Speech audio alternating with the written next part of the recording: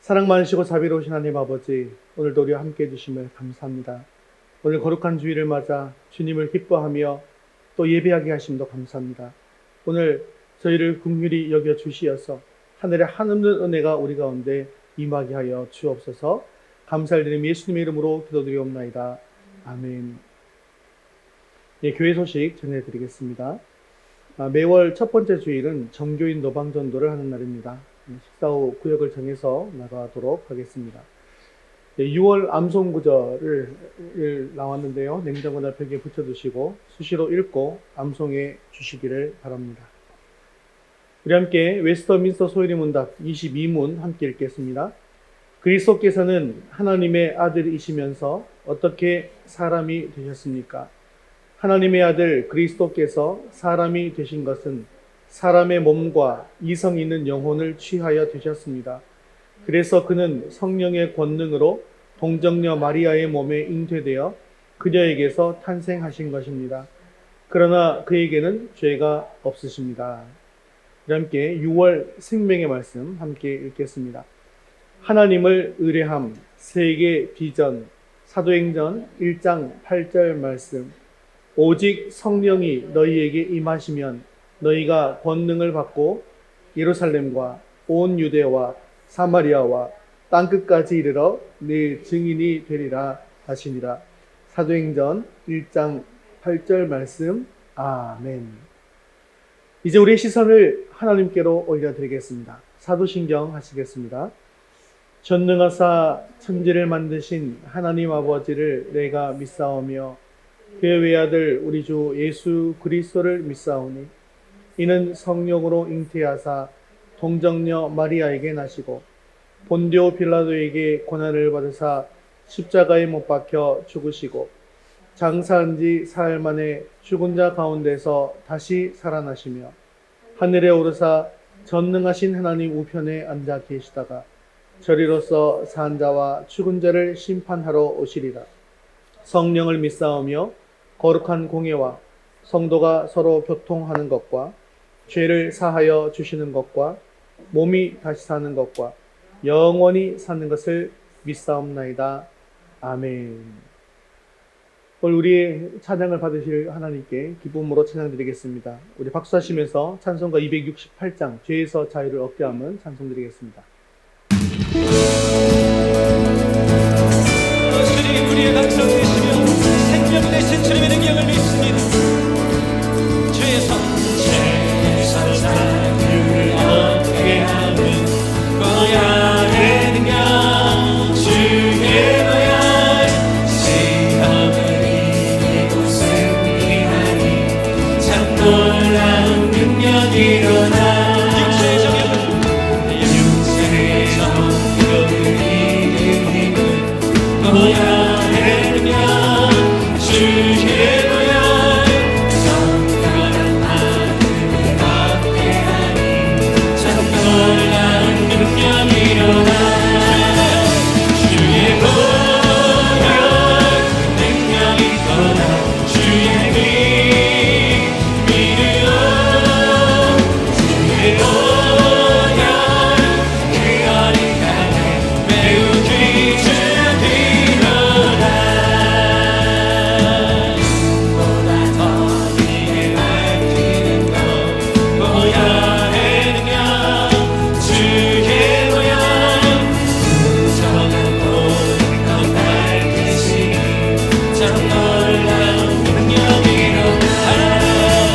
주의 고향 능력이 떠나 주의 뒤 믿으오 주의 고향 그 어린 땅에 매우 귀중이로다.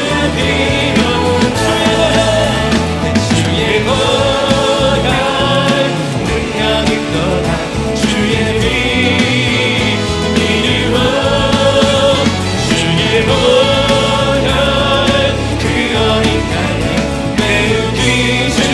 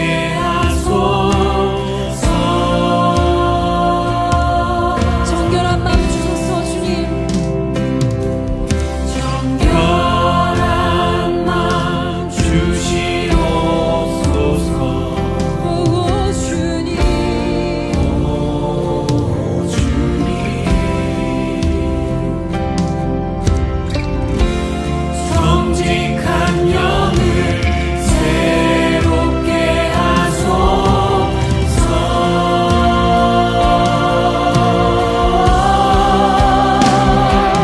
나를 주님 앞에서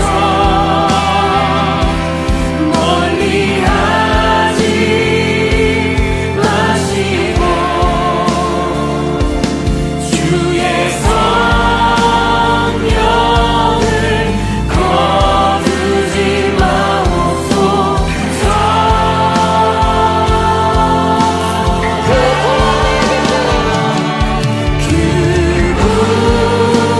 구원의 기쁨 다시 회복시키시고 편치 않는 맘 내 안에 주소서. 나를 주님 앞에서 멀리하지 마시고 나를 주님 앞에서 멀리하지 마시고 주의 성령을 거두지 마옵소서. 주님 우리에게 주의 자비와 긍휼을 주소서. 구원의 기쁨 다시 회복시키시고 편치 않는 맘 내 안에 주소서. 다시 한번 고백합니다. 나를 주님 앞에서 멀리하지 마시고 나를 주님 앞에서 멀리하지 마시고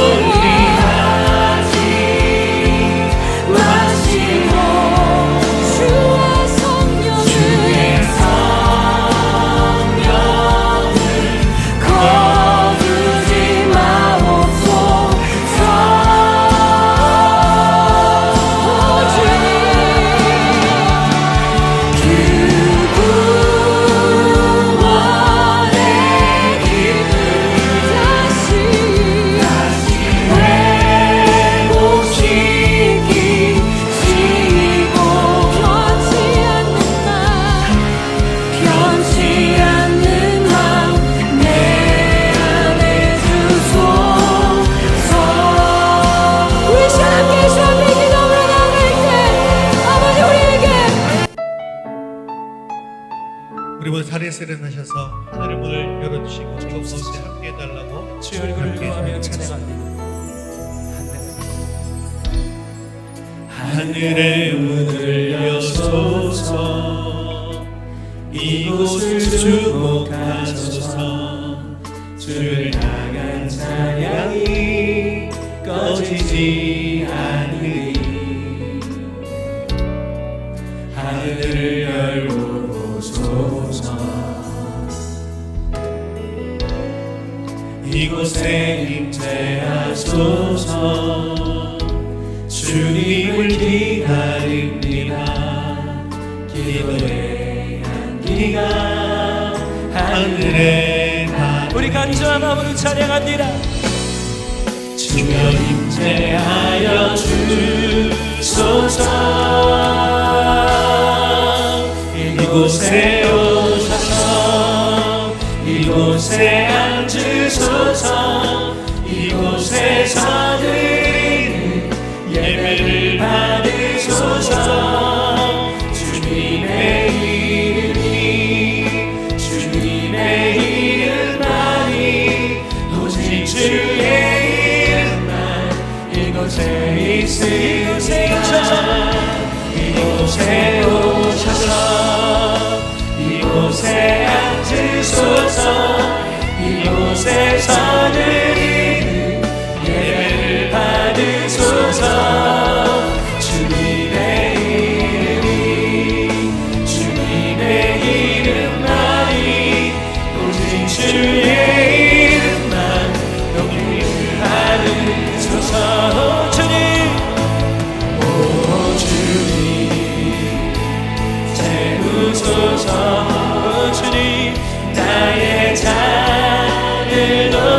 듭니다. 하늘 양식 내게 채워주소서. 넘치도록 채워. 우리 사모하는 심령으로 함께 두 성령을 찬양합니다. 오 주님, 오 주님, 오 주님 채우소서. 나의 잔을 높이 듭니다. 하늘 양식 내게 채워주소서. 넘치도록 채워주소서. 우리 영혼을 만족하시는 소생들 자리에 앉아서 예배를 위해서 드리겠습니다. 오늘 우리 예배 가운데 충만하게 임하여 주셔서 우리 예배를 기뻐 받아 주시옵소서. 오늘도 주님의 음성을 듣게 하시고 말씀을 통해 주님의 뜻을 이루어갈 결단이 있게 해달라고 함께 기도하시며 서지은 성도님 대표로 내게 채워주소서. 넘치도록 채워. 우리 사모하는 심령으로 함께 두 성령을 찬양합니다. 오 주님, 오 주님, 오 주님 채우소서. 나의 잔을 높이 듭니다. 하늘 양식 내게 채워주소서. 넘치도록 채워주소서. 사랑과 은혜가 풍성하신 하나님 아버지, 오늘 이 자리에 모인 우리 모두를 사랑으로 인도해 주셔서 감사합니다. 우리가 이렇게 한 마음으로 하나님 앞에 나와 예배드릴 수 있음에 감사드립니다. 하나님, 저희는 세상의 유혹과 어려움 속에서 때로는 흔들리고 방황하기도 합니다. 하지만 언제나 저희 곁에서 지켜주시고 이끌어주시는 하나님을 신뢰하며 하나님께 모든 것을 맡기고 의지할 수 있음에 감사드립니다. 각자의 삶 속에서 다양한 고민과 문제들을 안고 있지만 이 시간만큼은 하나님 앞에서 모든 것을 내려놓고 온전히 예배드릴 수 있도록 도와주세요. 하나님께서 주신 비전과 꿈을 이루기 위해 매일 노력하게 하시고 우리의 삶 속에서 하나님의 뜻을 발견하며 살아가게 하여 주세요. 우리에게 지혜와 용기를 주시고 항상 하나님을 먼저 생각하며 올바른 길로 나아갈 수 있도록 인도해 주세요. 위더스 교회를 위해 기도합니다. 목사님께 지혜와 건강을 주셔서 하나님의 말씀을 전할 때마다 성령의 충만함으로 전하게 하시고 그 말씀을 듣는 저희가 마음을 열고 하나님의 뜻을 깨닫게 하여 주세요. 이 예배를 통해 하나님께서 말씀하시는 바를 깨닫게 하시고 그 말씀을 우리 삶 속에서 실천할 수 있는 힘을 주세요. 오늘 드리는 예배가 하나님께 영광이 되며 우리에게는 큰 은혜와 축복이 되는 시간이 되기를 간절히 소망합니다. 예수님의 이름으로 기도드립니다. 아멘.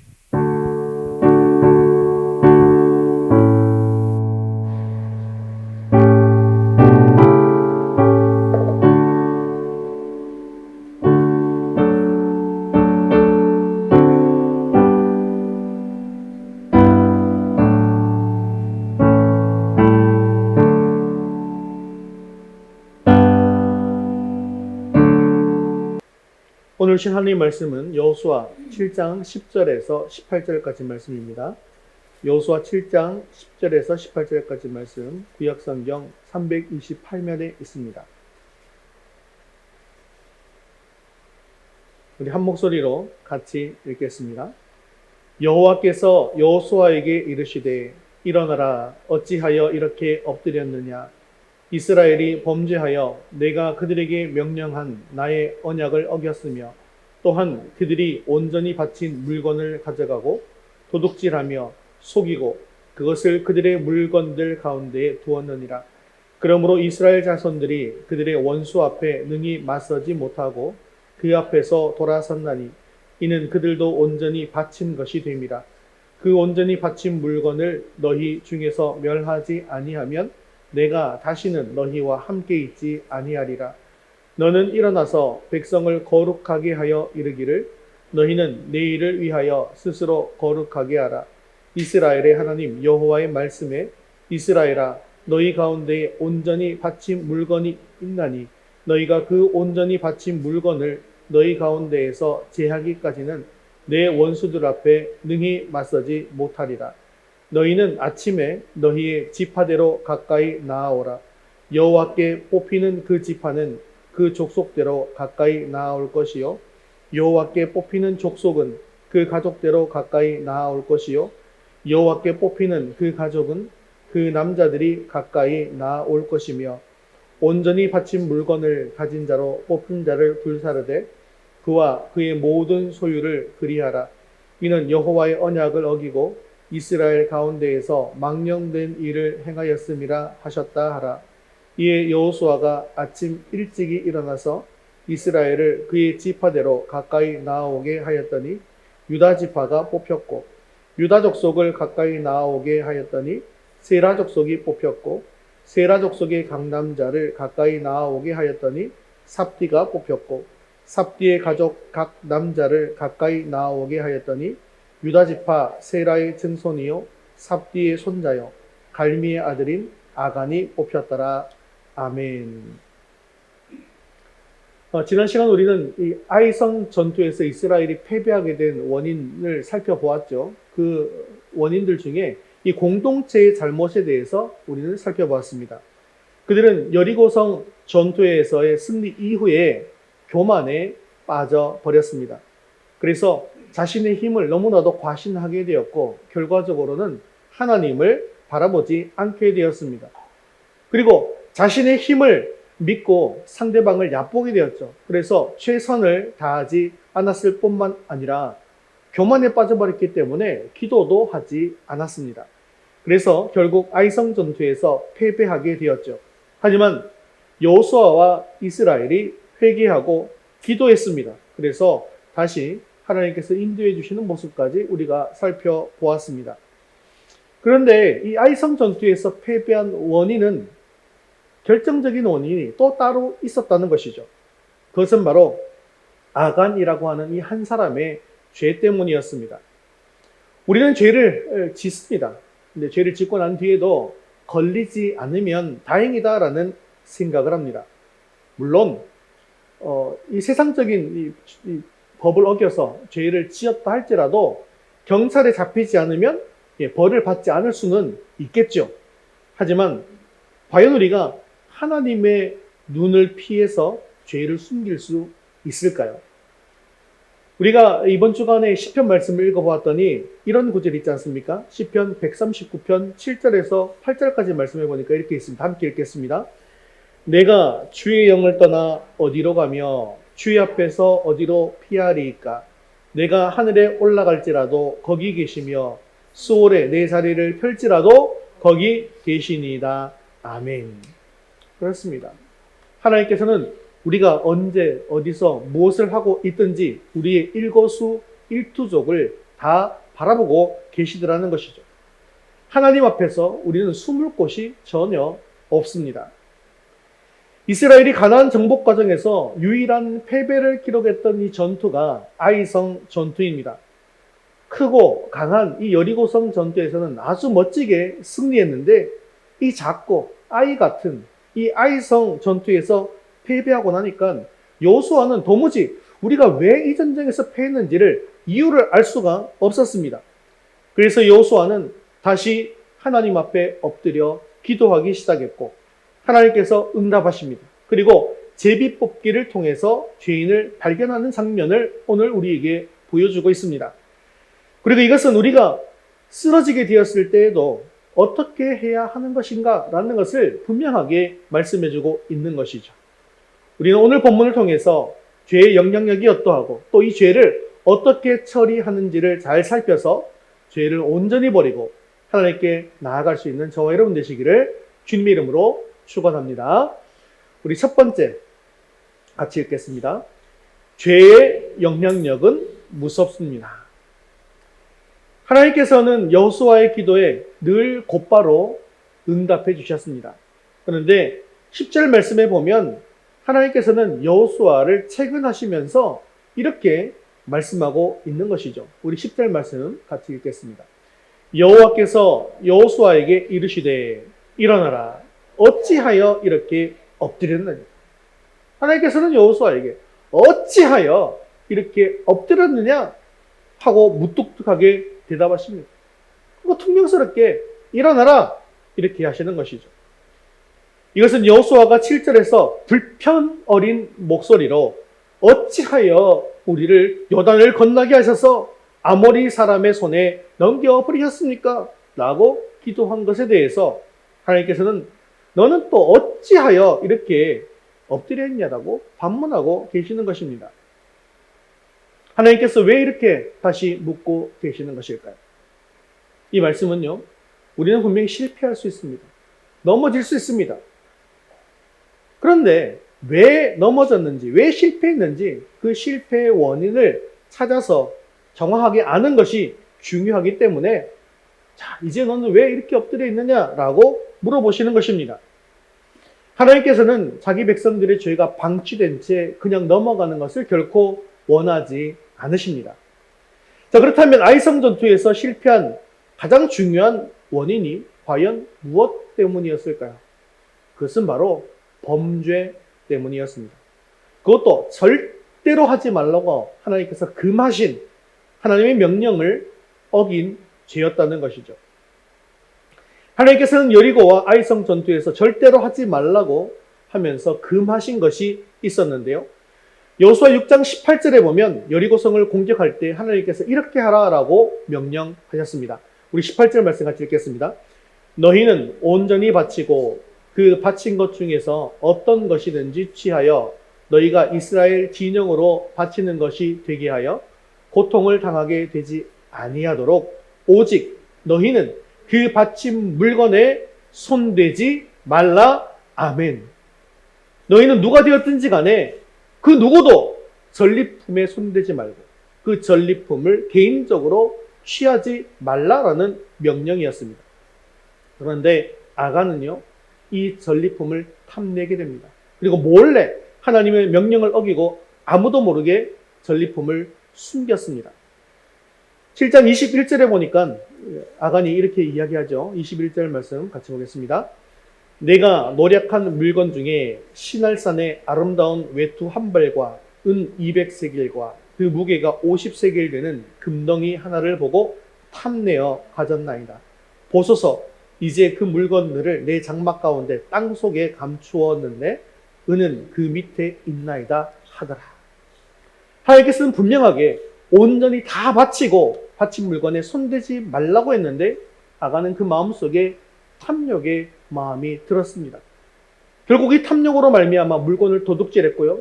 또한 하나님을 속인 죄를 짓게 되어진 것입니다.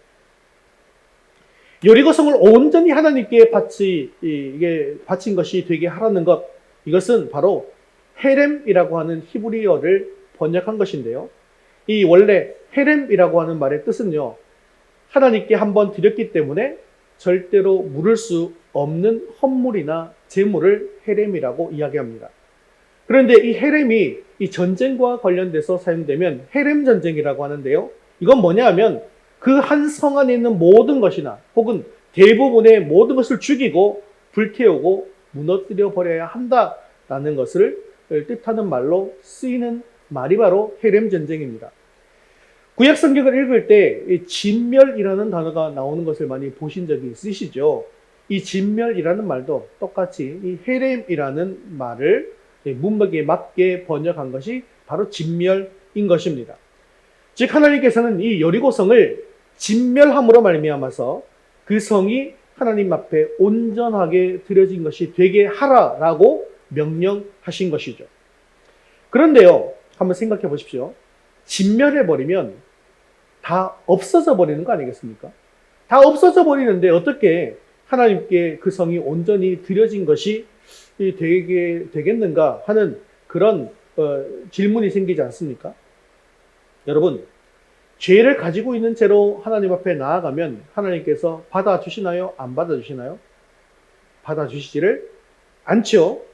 그래서 이 성막에서 우리가 보는 것처럼 하나님 앞에 나아가기 위해서는 우리가 어떤 과정을 거쳐야 합니까? 제물을 가지고 와야 되고 그 제물에 안수해서 내 죄를 전가시키고 그리고 그 동물을 죽이고 난 뒤에 어디로 갑니까? 번제단으로 가죠. 어떻게 합니까? 그래서 불태워 없애버리는 것입니다. 근데 그 정도로 끝나는 것이 아니죠. 또 그래서 성소나 지성소로 들어가려면 어디를 또 거쳐야 합니까? 예, 물두멍을 또 거쳐야 하지 않습니까? 물두멍에서 뭐 하는 거예요? 혹시나 또 남아있는 죄가 있나 싶어서 그것을 또 쳐다보고 또 손으로 씻고 닦고 해서 들어가야 하는 것입니다. 그렇게 해서야 비로소 하나님을 만날 수 있는 것이죠. 그런데 이렇게 했는데도 불구하고 지성소에 대제사장이 들어갈 때 혹시나 죄가 있으면 죽을 수도 있기 때문에 어떻게 들어간다고요? 허리에 끈을 메고 들어가는 거죠. 그래서 혹시나 제사장이 들어가서 이게 방울을 딸랑딸랑 흔들고 다녀야 되는데 소리가 안 나면 죽은 줄 알고 끄집어낸다 그랬잖아요. 그죠? 그래서 대제사장이 이 지성소에 들어가서 죄가 하나도 없어야 되는 것처럼 그 과정을 거칠 때 어떻게 합니까? 죄가 있는 모든 것들을 진멸하고 가는 거예요. 그렇죠? 이처럼 죄가 있거나 이 죄로 더럽혀진 상태에서는 하나님께서 받으실 수가 없기 때문에 그 죄가 완전히 처리된 뒤에야만 하나님께서 받을 수가 있는 것입니다. 그것을 대표적으로 지금 보여주고 있는 첫 번째 가나안 땅에 들어가서 첫 번째 성인 여리고성에서 보여주고 있는 것이고, 여리고성을 비롯한 이 가나안 땅은요, 죄가 너무나도 크고 깊은 가운데 있었습니다. 그렇기 때문에 용서하고 속죄하는 방법을 통해서는 도저히 죄를 처리할 수가 없었던 거예요. 그래서 가나안 땅에 처음 들어가는 이스라엘 백성들 앞에 어떻게 하라는 거예요? 이 죄를 우리 성막에서 전가시키고 불태워서 다 살라버린 것처럼 다 살라서 없애버리는 것입니다. 그죠? 그것처럼 모두 진멸하라고 말씀하신 것입니다. 근데 가나안이 얼마나 죄가 관영했냐 하면 이렇게 여리고 아이 성을 진멸했음에도 불구하고 그 뒤에 성들은 다 헤렘 전쟁이 아니었잖아요. 그래서 가나안 땅에 들어가서 죄가 전혀 없는 상태로 사는 것이 아니라 결국 가나안의 영향을 받게 되는 것이죠. 이것을 상징적으로 보여줬음에도 불구하고 그런 일이 벌어지는 것이에요. 죄의 영향력이 그만큼 막강하다라는 것입니다. 여리고성은 이렇게 헤렘이 되어서 하나님께 드려진 성이었던 것입니다. 그런데 어떤 일이 일어났는지 11절 말씀을 함께 읽겠습니다. 이스라엘이 범죄하여 내가 그들에게 명령한 나의 언약을 어겼으며 또한 그들이 온전히 바친 물건을 가져가고 도둑질하며 속이고 그것을 그들의 물건들 가운데 두었느니라. 이스라엘이 하나님의 명령을 어기고 헤렘, 즉 하나님께 온전히 바쳐진 물건을 취했기 때문에 그만 하나님과의 언약이 깨어져 버렸다는 것입니다. 그래서 이스라엘도 그 죄로 인해서 가나안 족속들처럼 바친 것이 되어져 버렸다는 것입니다. 빵에 누룩이 들어가면 그 누룩이 부풀어서 전체 영향을 미치는 것처럼 아주 작은 누룩이지만 전체 영향을 미쳤잖아요. 지금 이 헤렘된 것을 한 사람이 만졌음에도 불구하고 그것이 전체적으로 퍼져서 전체가 다 들여져 버린 것이 되었다는 것입니다. 도둑질과 거짓말로 인해서 한 사람의 이 도둑질과 거짓말로 인해서 모든 이스라엘 민족을 가나안 족속처럼 바친 것이 되게 만들었다라는 사실은 너무나도 무서운 말씀 아닙니까? 자, 이 바쳐졌다라는 말은 무슨 뜻일까요? 아름답게 하나님께 드려졌다는 뜻이 아니에요. 이스라엘 족속도 가나안 족속처럼 다 멸해버려야 된다, 이런 뜻이 되어지는 것입니다. 그래서 12절에 이렇게 말씀하고 있는 것이죠. 12절 같이 읽겠습니다. 그러므로 이스라엘 자손들이 그들의 원수 앞에 능히 맞서지 못하고 그 앞에서 돌아섰나니 이는 그들도 온전히 바친 것이 됨이라. 그 온전히 바친 물건을 너희 중에서 멸하지 아니하면 내가 다시는 너희와 함께 있지 아니하리라. 아멘. 얼마나 두렵고 무서운 말씀입니까? 지난 광야 40년 동안 하나님께서는 이스라엘 백성들이 어떤 하나님이었어요? 언제나 너희와 함께 하리라 했던 하나님이십니다. 그리고 실제로 하나님께서는 언제나 나와 함께 계시는 하나님이었어요. 그거는 무엇을 통해서 알 수 있습니까? 그냥 수상적으로 관념적으로 아는 게 아니라 실질적으로 같이 있었잖아요. 무엇을 통해서요? 성막을 통해서, 성소를 통해서 같이 있었지 않습니까? 늘 행진할 때도 같이 했고 유숙할 때도 같이 있었고, 그래서 늘 함께 있는 하나님이셨는데요, 지금은 어떻게 말씀하십니까? 하나님께서는 그들의 죄로 인해서 내가 다시는 너희와 함께 있지 아니하리라 라고 말씀하고 계시는 것입니다. 죄를 범한 아간뿐만 아니라 이스라엘 백성들이 이런 아픔을 함께 경험해야 했던 것은 아간이 하나님께 온전히 바쳐진 것에 손을 대었기 때문입니다. 12절에 하나님께 온전히 바쳐진 것에 손을 대면 어떻게 된다고요? 자신이 하나님께 온전히 바쳐진 것과 똑같은 상태가 된다라고 되어 있죠. 그래서 그 또한 진멸의 대상이 될 수밖에 없다는 것입니다. 우리는 여기서 하나님께 온전히 드려진 것, 그래서 하나님께만 속한 것에 손을 대는 것이 얼마나 큰 죄로 생각하는가라는 것을 알 수가 있는 것이죠. 그러나 이것은 단순히 하나님의 물건을 훔쳤기 때문에 그런 것만은 아닙니다. 하나님께서 하나님의 것에 손을 대지 말라고 하신 데에는 다 이유가 있다는 것이죠. 성경을 보면 하나님께 온전히 바쳐진 것, 하나님께 온전히 바쳐질 수 있는 것, 그래서 하나님께만 속할 수 있는 것은 두 가지 종류가 있습니다. 하나는 어떤 사람이 헌신한 마음으로 하나님께 드린 제물과 물건인데요. 그래서 이 물건은 온전히 거룩해진 것입니다. 또 다른 하나는요, 죄로 인해서 너무나 심하게 더럽혀진 것이었습니다. 하나는 너무나도 거룩한 것이기 때문에 손을 대면 안 되고, 하나는 너무나도 심하게 죄로 오염됐기 때문에 손을 대어서는 안 된다는 것이죠. 자, 왜 그렇습니까? 너무 거룩한 곳에 손을 대면 어떻게 될까요? 내가 손을 댔기 때문에 내가 깨끗하지 않잖아요. 깨끗하지 않은 손으로 그 거룩한 것에 손을 대니까 그 거룩한 것이 오염이 되더라는 것입니다. 그래서 그 거룩한 것이 오염이 되기 때문에 내가 벌을 받게 되어지는 것이고, 또 너무 심하게 오염된 곳에 내가 손을 대면 어떻게 될까요? 손을 댄 사람이 또 오염이 되기 때문에 벌을 받게 되는 것입니다. 이것이 바로 여호와께 온전히 드려진 것에 대해서는 손을 대지 말아야 하는 이유가 되는 것이죠. 물론 이 범죄는 아간 한 사람이 저지른 것이었습니다. 하지만 하나님께서는 이것을 온 이스라엘이 저지른 범죄로 여기셨습니다. 왜냐하면 그것은 바로 이스라엘이 하나님 앞에 하나의 공동체로 여겨졌기 때문입니다. 아간 한 사람의 범죄로 인해서 이스라엘 전체가 하나님과 분리된 이 사건, 사실 이 사건은 우리 너무나 충격적으로 바라보아야 한다는 것입니다. 그리고 이 사건을 통해서 우리가 알 수 있는 것은 우리의 죄가 공동체에 얼마나 치명적인 영향력을 끼치는가라는 것을 잘 보여주고 있다는 것이죠. 사랑하는 성도 여러분, 나 한 사람의 범죄로 인해서 나 자신이 멸망하는 것은 물론이고 내 가정이나 교회나 또 내 나라에도 치명적인 영향력을 끼칠 수 있다는 것을 반드시 기억하시기를 바랍니다. 우리는 하나님의 자녀, 거룩한 성도입니다. 그러한 우리가 죄로 물든 것에 손을 대면 하나님께 드려진 거룩한 우리가 더러워지는 것을 반드시 기억하시고 절대로 죄에 손을 대지 않고 또 죄를 짓지 않는 저와 여러분 되시기를 주님의 이름으로 축원합니다. 우리 두 번째 같이 읽겠습니다. 죄는 철저히 회개하고 제거하십시오.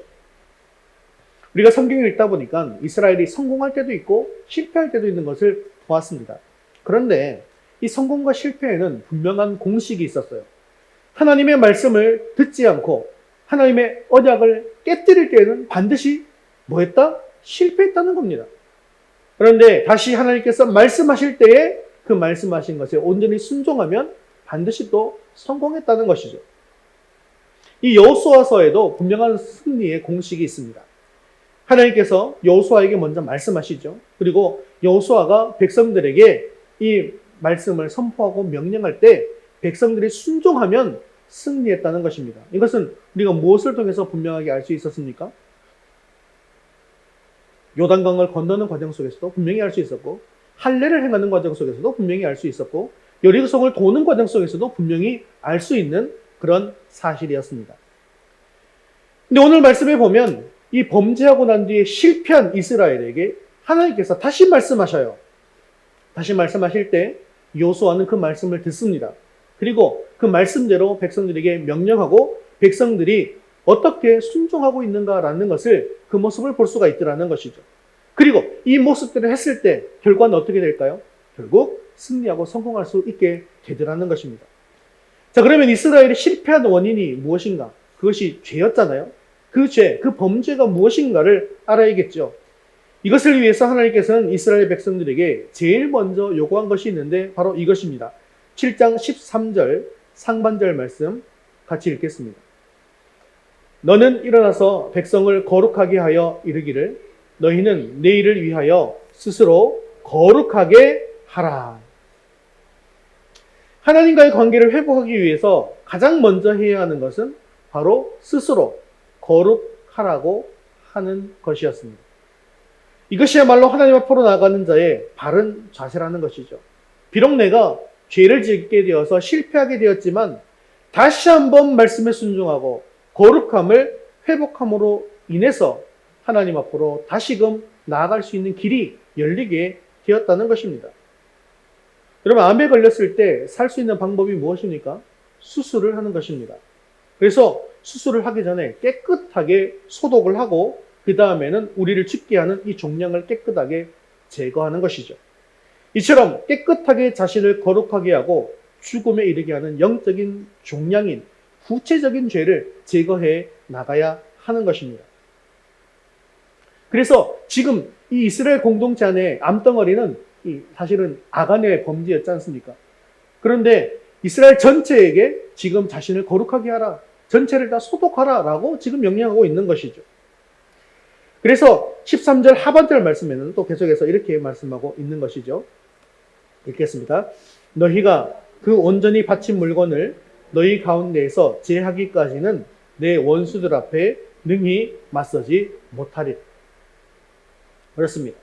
이 죄라고 하는 것은 우리를 영적으로 아주 무기력하게 만듭니다. 그리고 또한 무능하게도 만들어버린다는 것이죠. 그래서 그 죄를 가지고 있는 채로는 원수들 앞에 능히 맞서지 못하게 되는 것입니다. 하나님과 함께하면서 하나님의 말씀에 순종할 때 하나님의 능력이 바로 나의 능력이 되었습니다. 하지만 죄를 짓게 되면 그 죄로 인해서 모든 하나님의 능력이 사라져버리는 것을 반드시 기억하시기를 바랍니다. 죄를 제거하고 하나님께서 금하신 것을 스스로 버리게 되어질 때 우리는 다시 회복하여 새롭게 될 수 있습니다. 그리고 다시금 일어나서 대적과 대적할 수 있는 힘을 얻을 수 있게 되어집니다. 그래서 이제 하나님은 이스라엘 백성 전체를 소집하죠. 그리고 누가 범죄를 저질렀는지를 공적으로 드러내어서 밝히시게 되어지는데요. 이제는 하나님께서 직접 범인을 수사하십니다.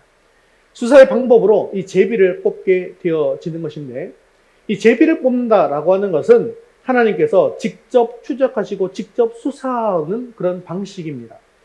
제비를 뽑아서 지파를 찾고 족속을 찾고 또 가족을 찾아내어서 그 중에서 범인을 찾아내는 것이죠. 그렇게 해서 마지막으로 뽑힌 자는 그 자신뿐만 아니라 그 모든 소유까지도 다 불사르라라고 하십니다. 자, 왜 불살라야 하는지 이제 이해가 되시는 것이죠. 그죠? 그 죄는 불살라서 완전히 진멸시켜버려야 하기 때문입니다. 그리고 아간에 속한 그 모든 재물들도 다 불살라버려야 하는 것입니다. 이미 그가 바쳐진 것이 되어져 버렸기 때문이죠. 근데 사실 물건을 조금 훔쳤다고 해가지고 불살라버리라라고 하는 명령이 인간적으로 생각하면 잔인해 보일 수도 있어요. 하지만 그것은 인간적으로 생각하시면 안 되고 우리가 영적으로 바라보아야 합니다. 그리고 이것이 바로 그 당시에 하나님께서 사용하신 방법이었다라는 것이죠. 죄가 그만큼 무섭고 위험한 것이고 우리는 죄를 그만큼 미워해야 한다는 것입니다. 죄는 이렇게 철저히 제거해 나가야 한다는 것이죠. 여리고성은 헤렘이 되었고 헤렘을 훔친 자도 자신이 헤렘이 되었기 때문에 아간 자신이 불태워서 진멸되어야만 했습니다. 하지만 만일 철저하게 이 죄를 제거하지 않으면 그 죄가 이스라엘 민족 전체에 치명적인 영향력을 끼쳐서 이스라엘 전체가 망하게 된다는 것이죠. 결국 이스라엘은 이 죄의 영향력을 가나안 땅에서 이 죄의 영향력을 받게 되어서 결국 어떻게 됩니까? 북이스라엘이 멸망하고 남유다가 멸망하게 되어서 바벨론의 포로로 잡혀가게 되어 결국 멸망하지 않습니까? 예, 그게 결국은 그렇게 되어진다는 것을 우리는 분명하게 보게 되었다는 것이죠. 그렇습니다. 우리가 죄를 가지고서는 결코 하나님과 함께 할 수 없으며 죄는 우리를 완전히 파멸시키고 만다는 것입니다. 실패의 원인이 다른 곳에 있는 것이 아닙니다. 바로 죄 때문입니다. 우리가 가장 두려워해야 할 것은 바로 죄라는 것이죠. 그렇기 때문에 우리 안에 아직 죄가 있다면 무엇보다도 먼저 죄를 철저하게 회개하시고 제거함으로 말미암아 다시금 일어나서 승리의 길을 갈 수 있게 되어지기를 주님의 이름으로 축원합니다. 세 번째 같이 읽겠습니다. 회개의 기회를 주실 때 회개합시다. 자, 이튿날 여호수아는 하나님의 명령을 따라서 이스라엘을 그 지파대로 나오게 했습니다. 그리고 제비를 뽑았습니다. 제비를 뽑으니까 어떻게 되었는지 16절에서 18절까지 말씀 같이 읽겠습니다. 이스라엘을 그의 지파대로 가까이 나오게 하였더니 유다 지파가 뽑혔고, 유다 족속을 가까이 나오게 하였더니 세라 족속이 뽑혔고, 세라 족속의 각 남자를 가까이 나오게 하였더니 삽디가 뽑혔고, 삽디의 가족 각 남자를 가까이 나오게 하였더니 유다 지파 세라의 증손이요 삽디의 손자요 갈미의 아들인 아간이 뽑혔더라. 자, 이 과정을 보니까 가장 먼저 유다 지파가 뽑혔습니다. 그 다음으로 세라 족속이 뽑혔고요. 그 다음에 삽디의 가족이 뽑혔습니다. 결국 마지막으로 아간이 뽑히게 되었습니다. 자, 그런데요, 사실 1절에 보면 이미 하나님께서는 범죄한 자가 누구인지 분명하게 알고 계셨습니다. 1절 한번 살펴볼까요? 1절 보겠습니다. 이스라엘 자손들이 온전히 바친 물건으로 말미암아 범죄하였으니 이는 유다 지파 세라의 증손 삽디의 손자 갈미의 아들 아간이 온전히 바친 물건을 가졌습니다. 여호와께서 이스라엘 자손들에게 진노하시니라.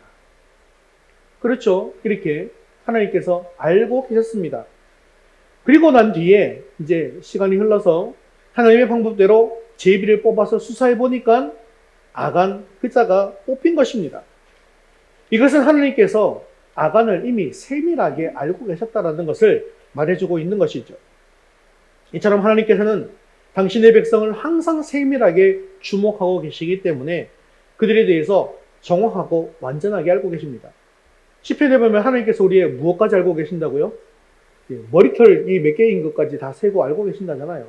내 자신도 모르지 않습니까? 머리털이 몇 개인지. 그만큼 하나님께서는 우리를 세밀하게 알고 계시는 것이죠. 그렇기 때문에 우리가 어디에 있든지 무엇을 하든지 결코 하나님의 눈을 피할 수가 없는 것입니다. 그렇습니다. 하나님 앞에서 감출 곳은 아무데도 없고 감추어진 것은 만천하에 드러나게 되어진다라는 사실을 반드시 우리는 기억해야 합니다. 그런데 또 궁금한 것이 생기지 않습니까? 제비 뽑기를 해서 어떻게 죄인을 수수할 수 있는지 신기하지 않습니까? 제비 뽑기에 대해서는 잠언에 이렇게 말씀하고 있죠. 16절 33절 말씀 같이 읽겠습니다. 제비는 사람이 뽑으나 모든 일을 작정하기는 여호와께 있느니라.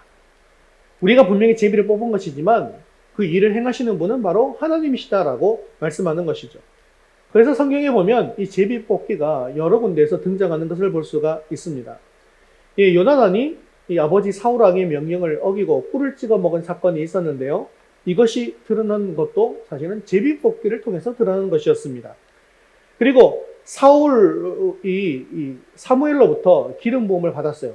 그렇긴 하지만 백성들 앞에서 왕으로 선택받을 때 사용했던 방법은 제비 뽑기였습니다.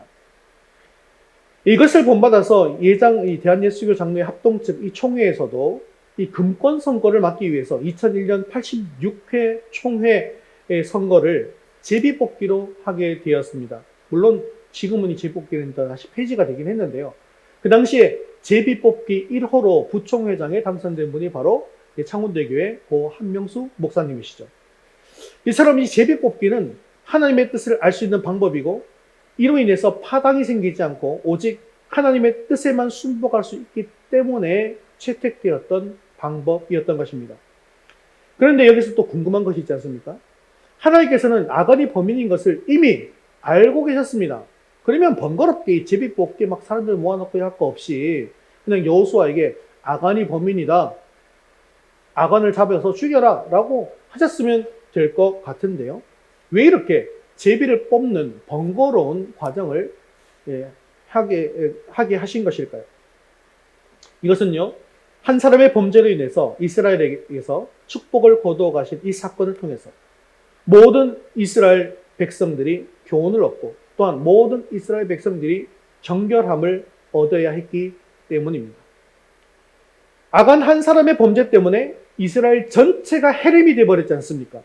그렇기 때문에 아간을 제외한 다른 이스라엘 민족들은 다시 거룩하게 회복되어야만 했다는 것이죠. 그리고 그것을 거룩하게 회복할 수 있는 방법이 바로 제비뽑기였던 것입니다. 그러면 제비뽑기가 어떻게 그들을 거룩하게 하는 회복의 방법인지에 대해서 한번 살펴보겠습니다. 자, 어떤 한 사람의 범죄 때문에 이스라엘 전체가 오염되어 버렸습니다. 그래서 그 사람이 아직은 누군지 모르지 않습니까? 만일 제비를 뽑게 되면 그 사람이 누군지는 모르겠지만 이스라엘 전체 민족 중에 내가 뽑힐 수도 있는 확률이 있어요, 없어요? 있는 겁니다. 자, 그러면 내가 뽑히면 어떡하지? 라고 하는 두려움이 이스라엘 민족 전체에게 있었을 것이에요. 근데 이스라엘 민족 전체가 1.1획도, 1점 하나도 오염이 안 된 죄가 없는 그런 상태였을까요? 과연 그랬을까요? 아간을 제한 나머지는 전부 다 성결한 사람이었습니까? 그렇지 않지 않습니까? 조금이라도 죄를 갖고 있지 않겠어요? 하나님께서 죄를 도려내기 전에 가장 먼저 하라고 한 것이 무엇이었습니까? 스스로 거룩하게 하라는 것이었습니다. 이게 뭘 뜻하는 걸까요? 회개하라는 것입니다. 그렇기 때문에 제비를 뽑는 과정 가운데 내가 뽑힐 수 있는 확률이 있어요. 그러면 뭐 해야 될까요? 지금 전체를 뽑아놓고 12지파 대표 중에 한 명을 뽑겠다라고 딱 선포하는 그 순간에 뭐 해야 돼요? 회개해야 되는 거예요. 내가 뽑히면 어떡하지? 우리 지파가 뽑히면 어떡하지? 하고 내가 갖고 있는 죄를 그때 막 회개하기 시작하는 것입니다. 이렇게 회개하는 가운데 첫 번째 지파인 유다 지파가 뽑혔습니다. 유다 지파가 뽑히고 나니까 나머지 11개 지파는 어떻게 되는 거예요? 나는 이제 거룩하구나. 나는 괜찮구나. 나는 죄인이 아니구나. 라고 가슴을 쓰들어 내리는 것입니다. 나머지 지파의 거룩함이 확인되는 과정입니다. 그 다음에 유다 지파 중에서 세라 족속이 뽑히게 되었죠. 그래서 유다 지파가 가운데 있는 세라 족속을 제외한 나머지 족속들이 전부 다 성결함을 확인하게 되어진 것입니다. 그 다음 삽디의 가족이 뽑혔죠. 그러므로 말미암아 나머지 가족들이 성결함을 얻게 되어진 것입니다. 이렇게 제비 뽑기를 통해서 철저하게 범인을 가려낼 뿐만 아니라 이 과정을 이스라엘 전 민족이 지켜보게 되면서 이렇게 제비 뽑히지 않은 이들의 성결을 확인하는 시간이 되었던 것입니다. 그런데 이것을 다른 측면으로 생각해 볼 수도 있지 않을까요? 하나님께서 제비를 뽑을 때 제비가 막 순식간에 막 뽑히지 않았을 거 아닙니까? 또 유다 족속 뽑히고 난 뒤에 또 세라 족속 나오라고 하고 또 나오라고 하고 나오면 또 나온 대로 또 뽑고 막 할 거 아닙니까? 그죠? 그런데 시간이 걸리잖아요. 그 시간이 걸리는 동안 이 자기의 세라 족속이 뽑힐 때까지도 아간은 자기의 죄를 고백하고 회개할 시간이 충분히 있었다는 겁니다. 하나님께서는 이만큼 우리를 사랑하셔서 회개할 시간을 주신다는 거예요. 하지만 아간은 마지막까지 죄를 고백하지 않습니다. 그리고 최종적으로 갈미의 아들인 아간이 뽑히게 된 것이죠. 이렇게 제비 뽑기로 아간이 결국 뽑히게 되었다라는 사실은 하나님 앞에서는 죄를 결코 숨길 수 없다는 사실을 보여준다는 것입니다. 아간은 이렇게 많은 사람들 중에서 설마 내가 걸리겠어? 라고 생각했을 것입니다. 하지만 하나님 앞에서 죄는 절대로 숨길 수가 없습니다. 죄는 치명적인 영향력을 끼치기 때문에 철저하게 제거해야만 합니다. 특별히 현대를 살아가고 있는 이 주의 백성들, 성도들은요, 이 세상의 악한 영향력에서 결코 자유로울 수가 없습니다. 그 당시 가나안보다 악하면 악했지 더 선한 상태가 아니라는 것이죠. 그래서 그 영향을 받아서 죄를 짓고는 들키지만 않으면 된다고, 또 그것을 숨길 수 있다고 사탄은 우리를 끊임없이 유혹한다는 것입니다. 하지만 결코 그것은 사실이 아닙니다. 물론 범죄한 당사자 외에는 그 죄를 아무도 알지 못합니다. 하지만 누가 알고 있습니까? 가장 먼저는 내 자신이 알고 있잖아요. 하나님이 알고 계시고 내 자신이 지은 죄를 알고 있습니다. 내가 지은 이 죄 때문에 영적인 성장이 멈춰 있음에도 불구하고 나의 죄 때문에 하나님께서 함께 하시지 아니하고 기도의 능력도 나타나지 않는데도 그것을 깨닫지 못하고 오히려 하나님 앞에서 여호수아처럼 어찌하여 하나님 응답하시지 않습니까? 라고 부르짖는 것은 너무나도 어리석은 일입니다. 사랑하는 성도 여러분, 하나님 앞에서는 죄를 결코 숨길 수 없습니다. 우리가 어찌하여 라고 기도하기 전에 내 안에 지금까지 지은 죄를 가지고 있다면 회개의 기회를 주실 때에 온전히 회개함으로 내가 가진 죄를 하나님 앞에 다 내어놓을 수 있기를 바랍니다. 이렇게 내 안의 죄를 완전히 제거함으로 다시 일어나서 하나님과 함께 승리의 길을 걷어갈 수 있는 믿음이 있는 저와 여러분 되시기를 주님의 이름으로 축원합니다. 말씀을 맺겠습니다. 하나님께서 얼마나 죄를 싫어하시는가, 이것은 이 헤렘 전쟁을 통해서 발견할 수 있습니다. 이 전쟁에서 군사들에게 동기부여가 되는 것이 무엇인지 아십니까?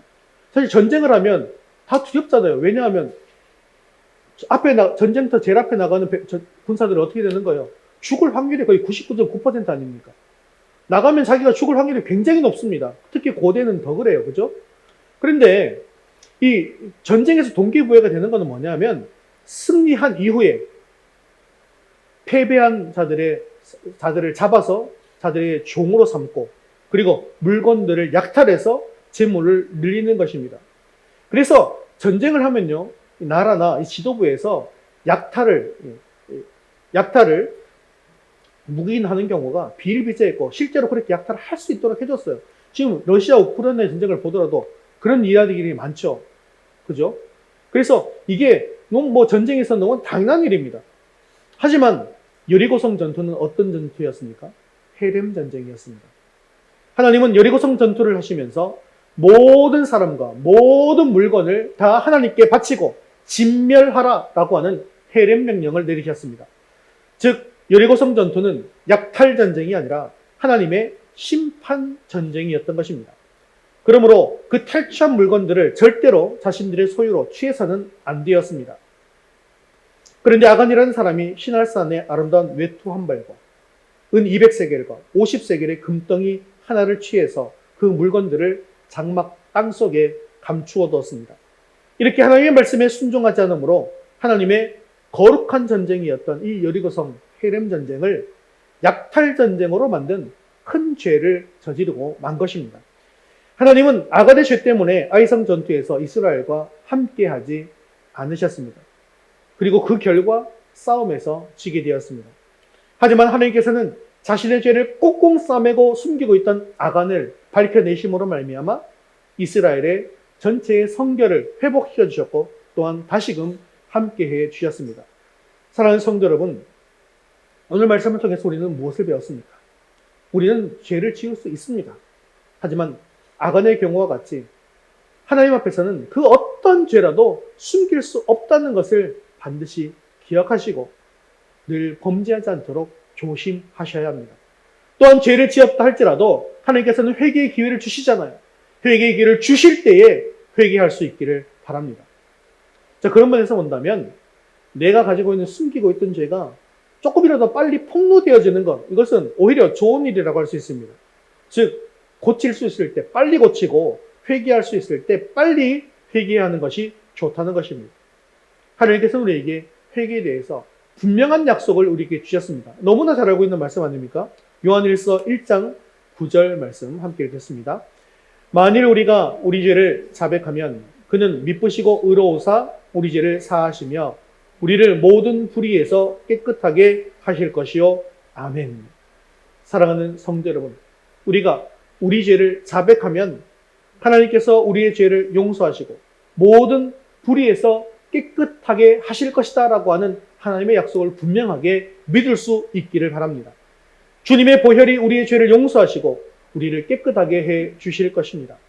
죄를 버리고 우리가 주의 보혈로 정결케 될 때 다시 하나님께서 우리와 함께 하심으로 승리하게 되어질 것입니다. 이제 하나님 앞에서 지금까지 나의 모든 죄를 다 버리고 하나님의 말씀에 순종함으로 다시 일어나 하나님께서 주시는 승리를 경험하는 저와 여러분 되시기를 주님의 이름으로 축원합니다. 우리 자리에서 일어나서 헌신송 다시 일어나 함께 찬양 드리신 후에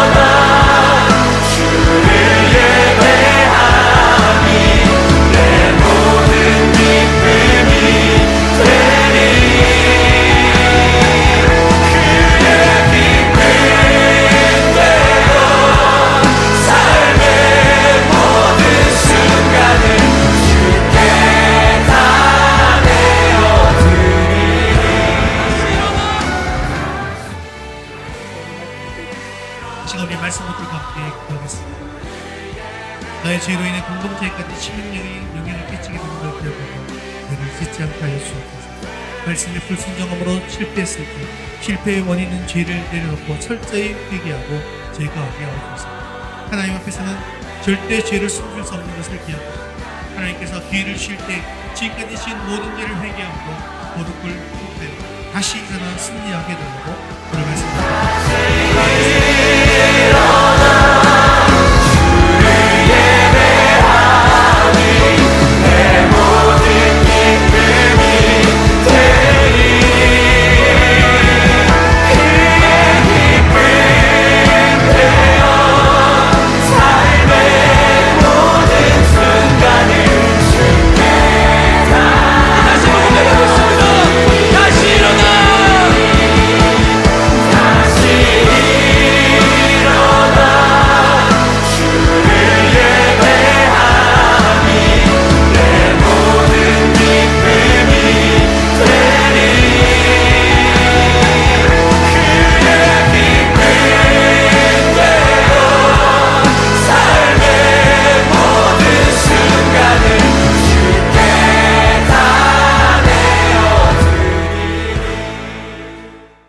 사랑 많으시고 자비로우신 하나님 아버지, 오늘도 말씀에 은혜 주심을 감사합니다. 아간은 자신의 죄로 인해 자신을 죽일 뿐만 아니라 공동체마저도 위태롭게 했습니다. 이처럼 우리 인생의 가장 큰 실패의 원인은 죄인데, 이 죄가 얼마나 심각한 것인지, 죄가 얼마나 무서운 것인지를 깨닫게 하여 주옵소서. 또한 죄는 하나님께서 끝까지 추적하셔서 밝히는 것을 기억하게 하시고, 죄를 지었다 할지라도 모든 것을 자복하고 회개하고 다시 하나님 말씀 앞에 순종함으로 말미암아 죄를 철저하게 제거하게 하옵소서. 또한 하나님 앞에서 죄는 절대로 숨길 수 없는 것을 기억하고, 하나님께서 기회 주실 때 지금까지 지은 모든 죄를 회개함으로 거룩을 회복하여 다시 일어나 승리케 하여 주시옵소서. 사랑이 많으시고 자비로우신 하나님 아버지, 우리 모든 성도들이 이 악한 세상 속에서 죄에 더욱더 민감하게 하시고 육신의 안목과 정욕의 안목을 버리게 하옵소서. 악한 마귀는 이리저리 다니며 삼킬 자를 찾고 있는데 우리가 깨어있게 하시고 하나님의 전신갑주로 무장케 하여 주시옵소서. 주님의 보혈에 능력이 있음을 믿습니다.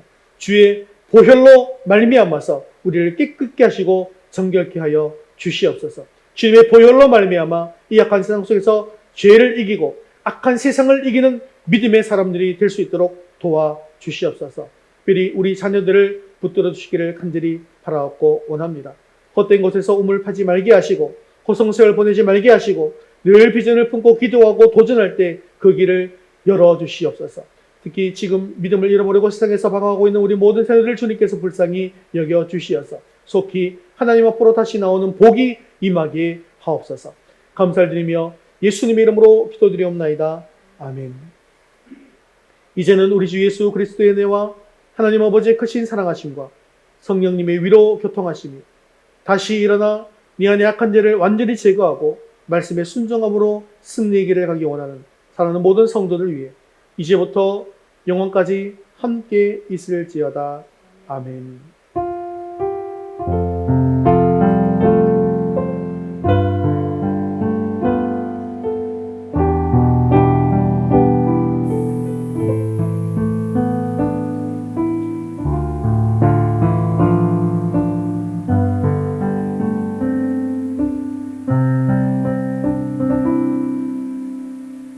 유월 파송찬양 주의 약속하신 말씀 위에서 찬양드리겠습니다.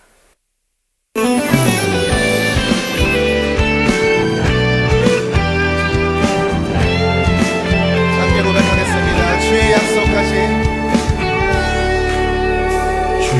약속하신 말씀 위에서 영원토록 주를 찬송하리라. 소리 높여 주께 영광 돌리며 약속 믿고 굳게 서리라. 주의 약속하신 말씀 세상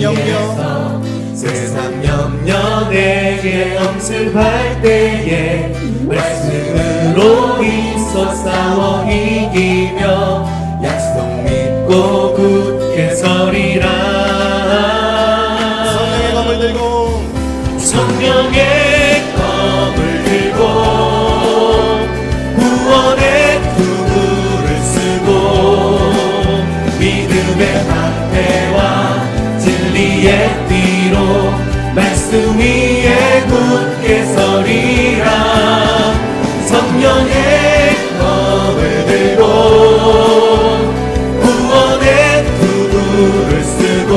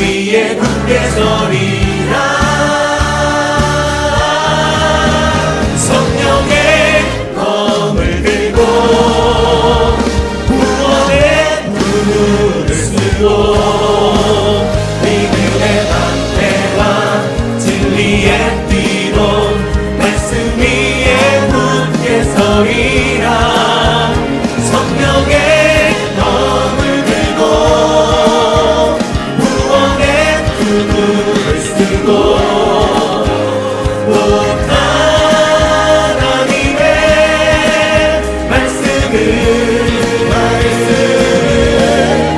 가지라. 할렐루야. 우리 하나님께 영광의 박수를 드리겠습니다. 네, 믿음으로 승리하는 한 주 되시기를 바랍니다.